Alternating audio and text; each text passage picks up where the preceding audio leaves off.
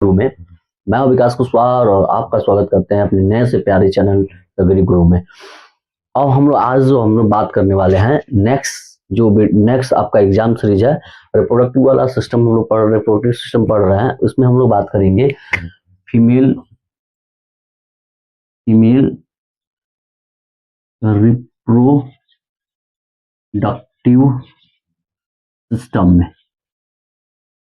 इसको हिंदी में हम लोग बात करें तो कहते हैं क्या है, मादा जनन तंत्र। ठीक है, आज हम लोग मादा जनन तंत्र के बारे में बात करने वाले हैं। ठीक है, तो मादा जनन तंत्र का जो शुरुआत होती है, शुरुआती अवस्था जो होता है, एक आर्क जैसी स्ट्रक्चर होती है जो ऐसे ये 3 भुजाकार संरचनाओं से बनी होती है। ये आर्क जैसी स्ट्रक्चर जो होती है, ये वाला सबसे मोटा वाला पार्ट होता है, ऊपर की तरफ होता है ये वाला हिस्सा, जिसको फंडस के नाम से फंडस कहते हैं। फंडस नीचे की तरफ ये वाला हिस्सा जो होता है, ये गद्देदार थोड़ा सा, यहाँ पे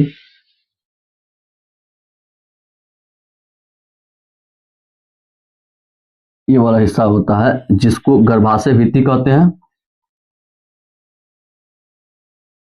गर्भाशय भित्ति के नाम से जाना जाता है। अंदर की तरफ होता है इसमें इंडोमेट्रियम, ऐसा घुमावदार संरचना होता है।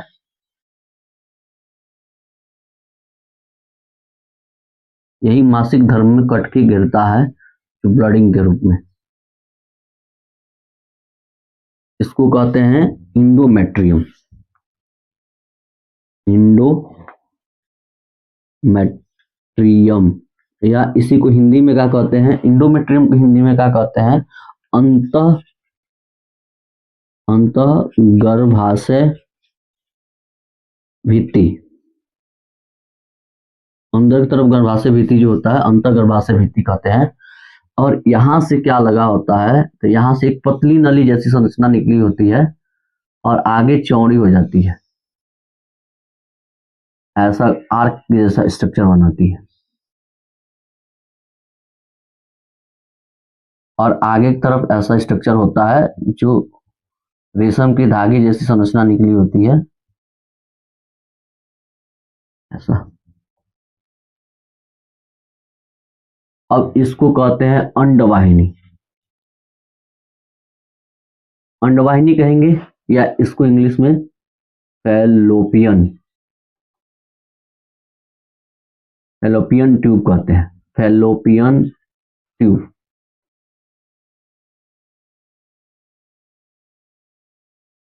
कहते हैं, फैलोपियन ट्यूब। ठीक है, ये 3 भागों से मिलकर बना होता है। इसको कहते हैं स्थमस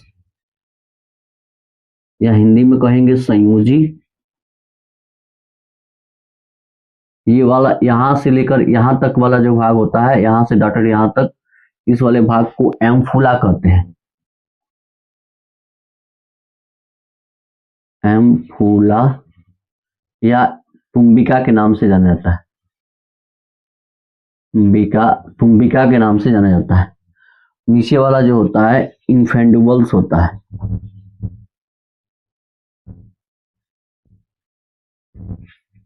बुल्स इन्फेंडिबल्स होता है जो आगे की तरफ झालर से लटका होता है। ये आगे रेशम जैसी धागा है जैसी संरचना होती है, जिसको झालर कहा जाता है। झालर क्या कहते हैं, झालर याद करके रखिएगा। झालर जो होता है अंडाशय से जुड़ा रहता है इसके भित्ति द्वारा। अंडाशय से क्या होता है, ये ऐसा एक जैसी संरचना होता है जिसको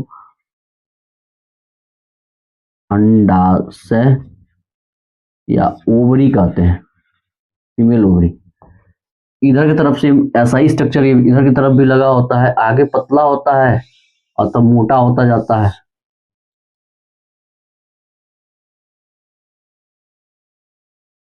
आगे मोटा होता जाता है और इस तरह इसमें भी झालर होता है। ठीक है, झालर होता है। अब यहाँ पे क्या होता है, यहाँ पर भी अंडाशय लगा होता है ऐसा। ठीक है, ये भी 3 भागों से मिलकर बना होता है। इधर भी ये भी स्थमस होता है,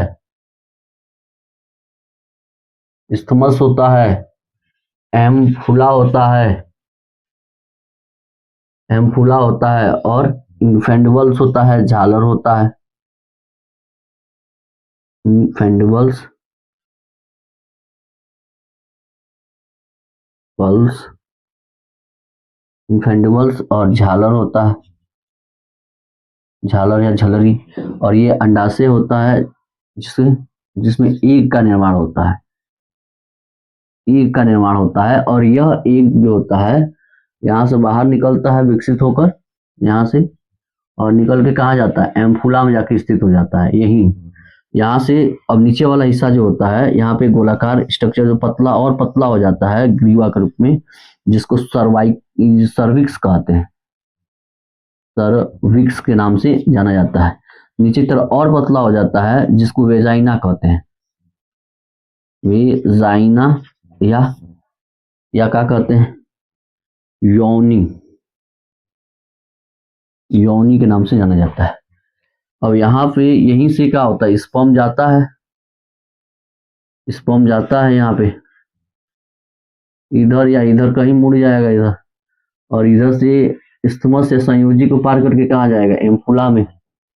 यहाँ पे जाके क्या होता है, यहाँ पे निषेचित होता है, ये जाके यहाँ पे क्या होता है, निषेचित होता है यहाँ पे। इससे एक से इसको कहते हैं शुक्राणु, जो मेल से निकला होता है, या इसको स्पर्म के नाम से जाना जाता है। और यहाँ पे शुक्राणु के साथ यहाँ पे निषेचन होता है, इसी जो दोनों आपस में मिलते हैं जिसको निषेचन कहते हैं,